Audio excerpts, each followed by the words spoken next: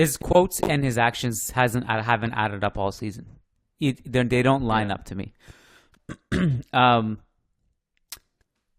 I can already kind of hear people saying like, well, if we almost got this extra time. If we nicked a goal, if Casemiro scored in the box, if Vinny maybe took that shot early in the first half, we would have won.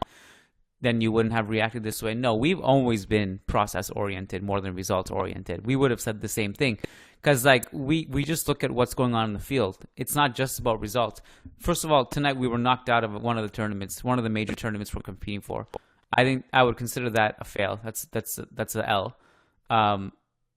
As much as we can joke and make these jokes to make ourselves feel better to say we don't care about Copa del Rey.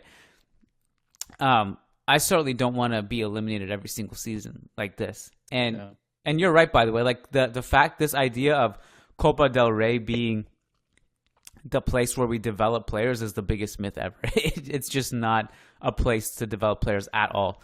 Courtois started today. Yeah, I mean, yeah. So Lunin got as far as basically the round of 16.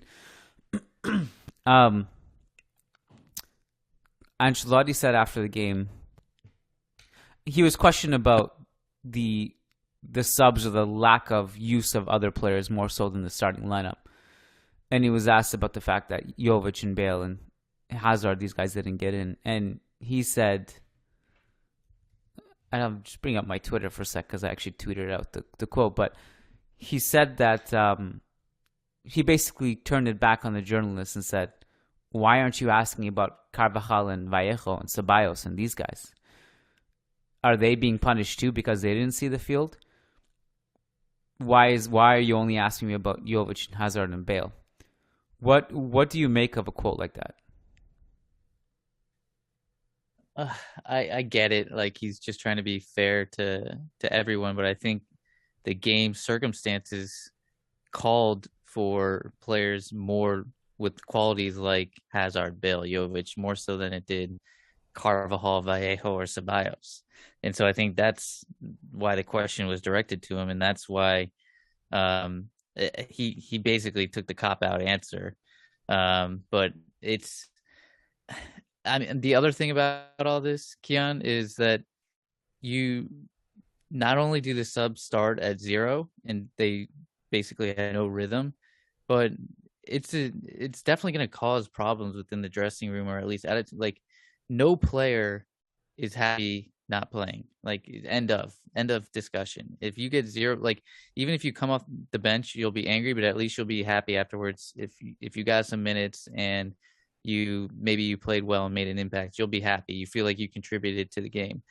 But if you get 0 minutes and then the team loses as well, that's gonna cause some issues within the dressing room. Like guys like Hazard, Jovic, Bale, like these are guys, they all have egos. Ceballos, I mean, we saw Ceballos get pissed off when Ancelotti didn't want to bring him on against Alcoyano. Like these guys all have egos, and rightly so. They're very talented players, and sometimes you need an ego to where they are.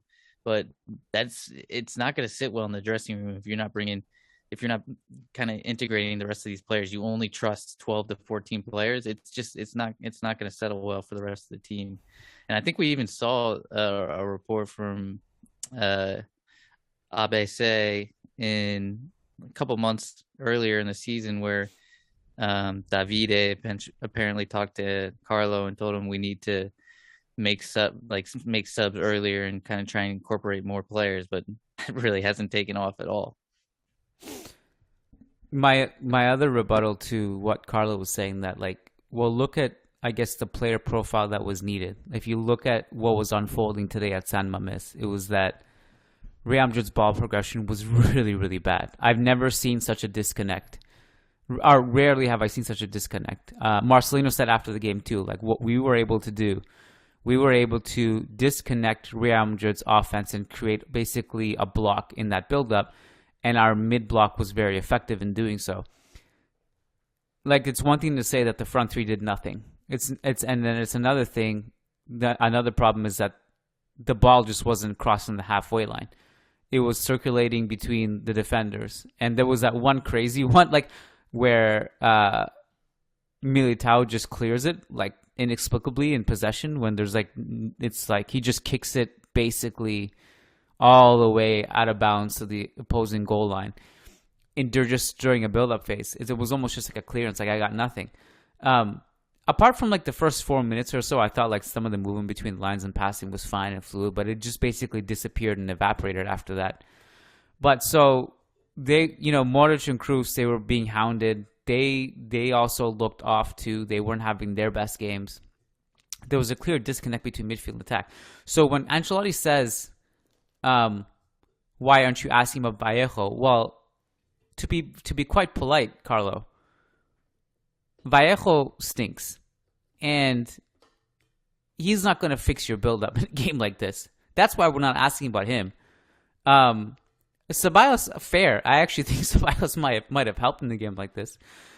He brings some tenacity. He brings some fight. He brings some fresh legs. He hasn't been playing many minutes. He brings vertical passing. He brings vision. He brings some dribbling in tight spaces. I don't mind that. Also, the fact that we were getting zero production from either of the wings, and plus Asensio was a ghost. Apart from that stretch, like in the 80th minute when he woke up and he had a couple nice passes and he set up Casemiro in the box, wasn't doing anything. So part of the reason why the front three are being asked, Bale, Hazard, and Jovic are being asked about, is because we weren't getting anything in offense, and we were getting zero production from the wings. Rodrigo's decision making in this game wasn't good either. Asensio ghosted for the majority of this game. Maybe Bale, Hazard, and Jovic would have done shit all. I'm not sure either, to be fair. But I feel like given what we saw today and the fact that Rodrigo and Vinicius just got in a flight home and they both played 48 hours ago, as Brendan put it. And by the way, when you say 48 hours, when you put it that way, it just makes it seem so much worse to me in my head for some reason. Like, wow, that literally is so recent. This is not the NBA where you're just getting on flights and playing every 2 nights. This is different than that. They're not going across the continent. So a lot of it was just irrational and illogical to me. And I'm having trouble seeing eye to eye with this one with Carlo. It's really difficult for me to see how this was framed, and the explanation was not something that I bought. I think it would, and those three played 0 minutes. 0 minutes. I'm a little bit lost for words.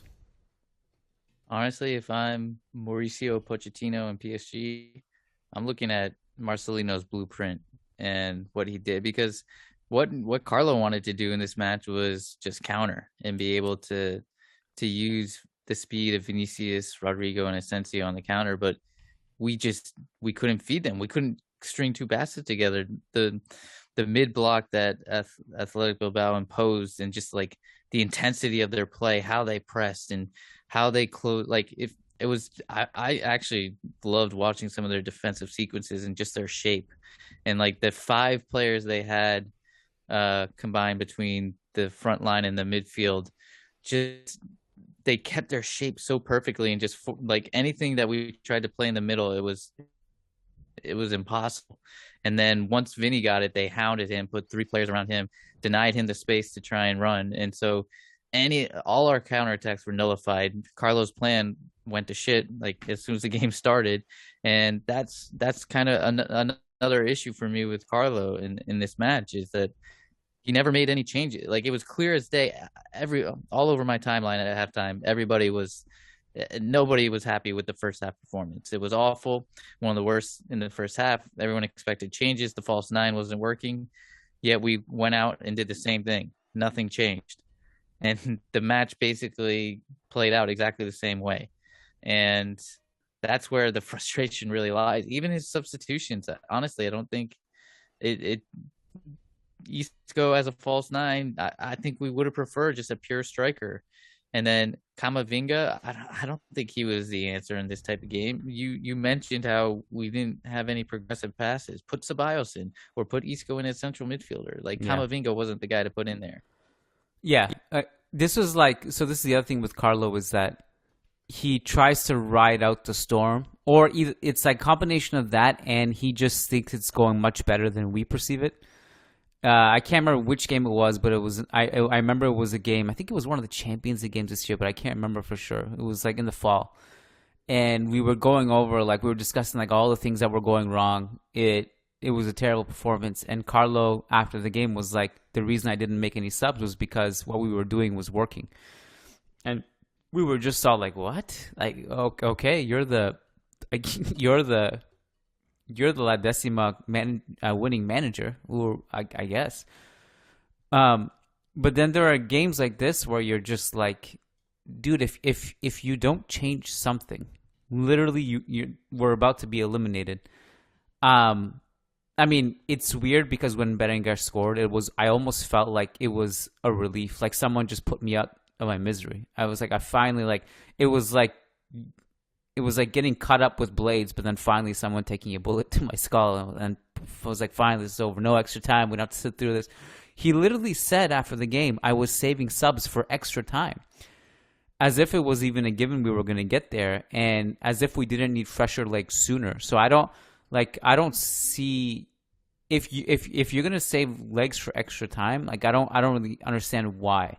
Like the only thing I can think of is like maybe he wanted to see if we were going to go up a goal in extra time, and maybe he would have made a more defensive sub, or vice versa. I don't understand why he had to save it for extra time. I thought it was clear, like we were leg heavy from the beginning. We needed help sooner. And I agree with you about like the some of the subs. Like Isco, when I first saw Isco for Vinicius, I thought, well, like, okay, if this is like Isco of 2016-17 as a left wing who can go past people, fine. But like I was like, you're basically and like I agree with Vinicius coming off at that point, even though I thought it was a little bit too late. He probably shouldn't even started. But my immediate thought was like, you can't put Isco on the left wing. You just basically he's too slow to be a winger at this stage. But it made sense to me when you basically saw him shift to the false nine, and you had Rodrigo and Asensio on the wings. I was like, okay, fine. But I feel like the Camavinga, like for Cruz sub, we were struggling creating chances even with Cruz on the field. And Camavinga, you saw him like towards the end of the game, he started to do that thing he did against Inter, where he started to move in the box almost as a central forward, trying to break lines with his movement. That I actually thought made sense. But from a passing perspective, like he's not going to help you in so many of those situations. So Ceballos would have made more sense. Like you and I also had this long discussion about Ancelotti's trust of Jovic versus the false nine. We have our answer now. Like we spent so much time talking about like who could play false nine, if or should it just be Jovic? And I think you said that you would just play Jovic these next 3 games without Benzema and just see if it works out. Even if he plays bad the first game, just let him ride it out and see if he can get into some rhythm. I think we have our answer now, Matt. I don't think that's going to happen. If Yeah. we didn't have Benzema, I mean, if you thought his yeah, if you thought his confidence was shot before, it's definitely shot now. So I don't know. I think I just don't know what the point of keeping him in January was if he had these offers that were apparently rumored. If you're going to shuffle in Asensio, Isco, Rodrigo all in front of him in that false nine position, then what's the point? Like why even keep him around? You've got so many options, and I don't know. It just it clearly didn't work today. We've talked about the false nine before, and we've talked about how like Asensio had that one game with Spain where he played really well, and Isco played really well in that game as well. But literally, that's our only sample size. And has anyone really played well in the false nine ever since then? Like, I think Isco's been given a couple chances there before. I guess he did all right in the last Copa del Rey match or last match that he played there. But the sample size for players playing as a false nine, I don't think it's really worked. And I think it kind of goes to show you can't just, it's not like FIFA where you can just plug and play and put guys into different spots and just maybe they have the qualities that you think would work there, but it doesn't. I mean, we saw today, like Rodrigo when he was in that position, complete ghost. Asensio, nothing. Like they couldn't get anything through Iñigo Martinez and Uri. Like it just nothing. And I honestly think a guy like Jovic, we saw him how he used his body so well against Skriniar, the Inter center back, like he's the type of guy that if we could get him into a game, like it'd just be interesting to see. I think we would have had more success, or maybe he would have been, who knows, maybe he would have been invisible again, isolated, and it just wouldn't work out. But I don't think it could get much worse than what we saw today with the false nines. What's up, YouTube? This is Kiyan Sobani. Just wanted to quickly sign off by saying, so sorry that you had to watch that game last night, and also sorry that you also had to listen to our depressing tone in this post-game analysis. If you want the full therapy session, the full podcast was about 50 minutes, so this one was just the tip of the iceberg. If you want the entire thing where we talk about Ancelotti's rotations even further, we actually talk a lot about the tactics of this game and some of the big picture stuff, that's over on patreon.com/managing Madrid. It's about 50 minutes and you get a ton of bonus content once you join our Real Madrid family over on patreon.com/managing Madrid. And I want to thank you for listening, and we'll see you inside.